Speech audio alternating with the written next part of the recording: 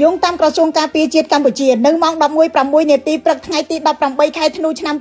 2025 យន្តហោះចំបាំង F-16 របស់ថៃបានទម្លាក់គ្រាប់បែកចំនួន 2 គ្រាប់ទៅលើភូមិសាស្ត្រក្រុងប៉ោយប៉ែតខេត្តបន្ទាយមានជ័យមិនទាន់មានព័ត៌មានពីទីតាំងរងគ្រោះជាក់លាក់និងផលប៉ះពាល់នៅឡើយទេទោះយ៉ាងណាលោកកិនភីអ្នកវិភាគកិច្ចការអន្តរជាតិព្រួយបារម្ភថាថៃកំពុងពង្រីកសង្គ្រាមបង្វែរពីសមរភូមិឈ្លានពានទឹកដីកម្ពុជាមកជាសមរភូមិវាយប្រហារតំបន់សេដ្ឋកិច្ចរបស់កម្ពុជាក្រសួងការពារជាតិបានឲ្យដឹងទៀតថានៅថ្ងៃទី 18 ខែធ្នូដដែលចន្លោះម៉ោង 9 និងម៉ោង 10 ព្រឹកយន្តហោះចំបាំង F-16 របស់ថៃបានទម្លាក់គ្រាប់បែកនៅតំបន់ភ្នំខ្មោចនិងពាក់ស្បែកក្នុងខេត្តព្រះវិហារក្រសួងការពារជាតិកម្ពុជាបានពិពណ៌នាអំពីការវាយប្រហារទាំងនេះថាជាការរំលោភបំពានដោយផ្ទាល់ទៅលើអធិបតេយ្យភាពនិងអំពាវនាវឲ្យថៃដកកងកម្លាំងចេញពីដែនអធិបតេយ្យរបស់កម្ពុជា